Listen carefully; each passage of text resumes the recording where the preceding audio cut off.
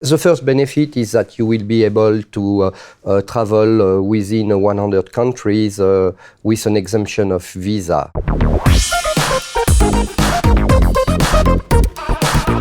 So René, in our last interview, we spoke about St. Lucia and citizenship there. What is the difference between St. Lucia citizenship and Commonwealth of Dominican citizenship? First thing, yes, thank you for having me again.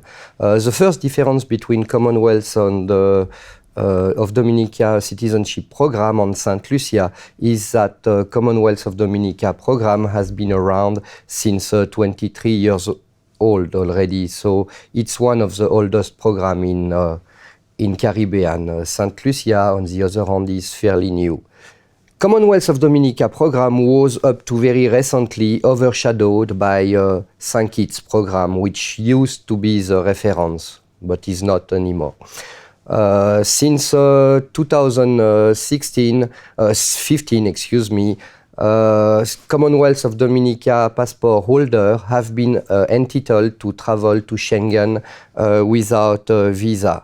So it actually increased Commonwealth of Dominica passport power and is now making this program one of the best in Caribbean. Especially Commonwealth of Dominica at this time is the cheapest second citizenship available anywhere in the world. If you use the donation option, the donation is only $100,000 if you are alone. So what are some of the benefits of having a Commonwealth of Dominican passport? The first benefit is that you will be able to travel within 100 countries with an exemption of visa. So that's the first. The second benefit is tax. Basically, there are no inheritance tax, there are no gift tax, there are no capital gain tax, and no tax on foreign, on worldwide foreign income. So it's quite a good situation. Another advantage, it accepts dual citizenship, which is normal for this kind of program.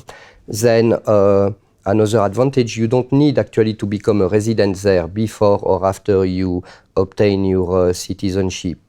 If you have a child which is born after you obtain the citizenship, he can get the citizenship as well. So what kind of investment opportunities can we find out there in the Commonwealth of Dominica? Basically, in Commonwealth of Dominica, you will have two main options. The first option is what we call the donation, which is non-refundable. Basically, the amount of the donation increases with the number of people. So it will be 100,000 if you are alone, 175,000 if you have a wife, 200,000 if you have a wife and two kids, and then it will increase by $50,000 per person. But if you compare, if you go in St. Kitts, for example, $250,000 donation for one person. In Commonwealth of Dominica, $250,000 donation. You have a family with 5 persons who obtain the second citizenship. So it's really the best deal you can get now.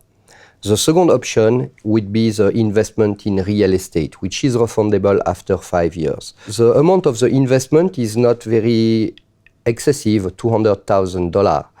But the thing is that there is an administrative fees, so $50,000 for the applicant, $25,000 for the wife, then $20,000 per additional applicant. So if you have a big family, it may become costly, in which case you may want to check the government bonds program from St. Lucia.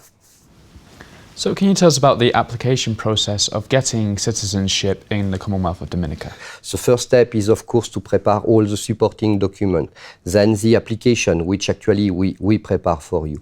Then there is fingerprinting. You need to be fingerprinted. But we can actually have a consul from Commonwealth of Dominica flying to your home countries to do the formalities. Like that, you don't need actually to travel. Then we file the application with all the supporting documents.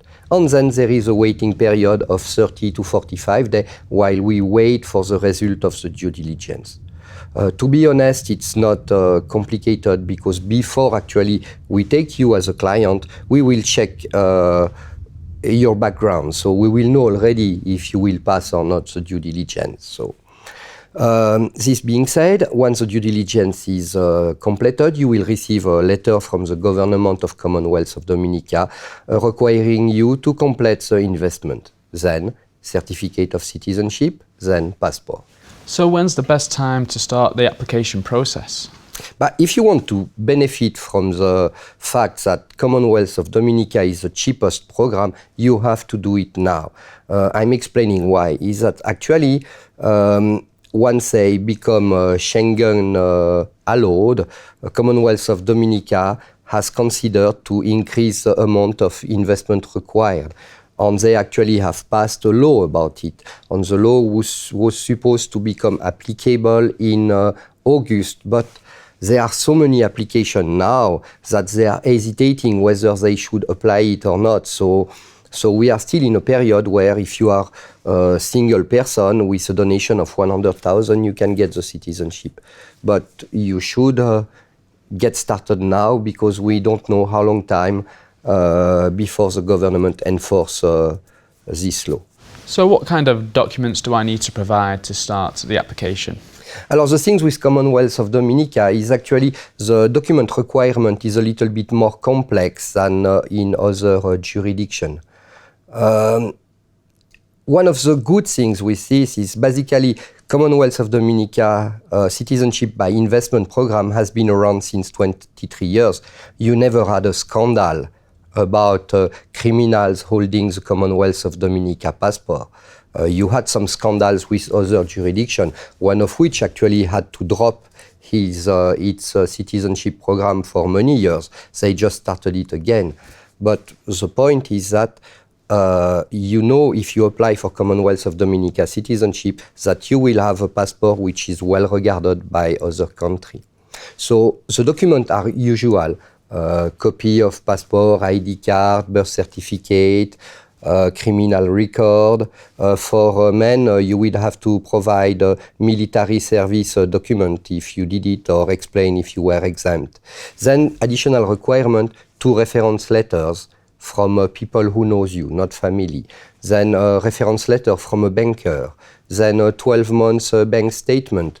Then university diploma. So they are very... they are asking for more, but there is a reason for it. So for someone who's looking to get a second citizenship in the Commonwealth of Dominica, who should they go to? They can come, they can contact me, they can either contact me on my mobile phone, which is +41 787 983 770, or they could contact me by email, renéphilippe@renéphilippe.com, or they could simply go on our offshorepremium.com website and complete the form. Well, thank you, René, for coming in the studio today. It's been a pleasure. Thank you again for your invitation. It was a pleasure as well. And thank you at home for watching. Don't forget you can catch the previous interviews with René by clicking on our channel. Goodbye for now.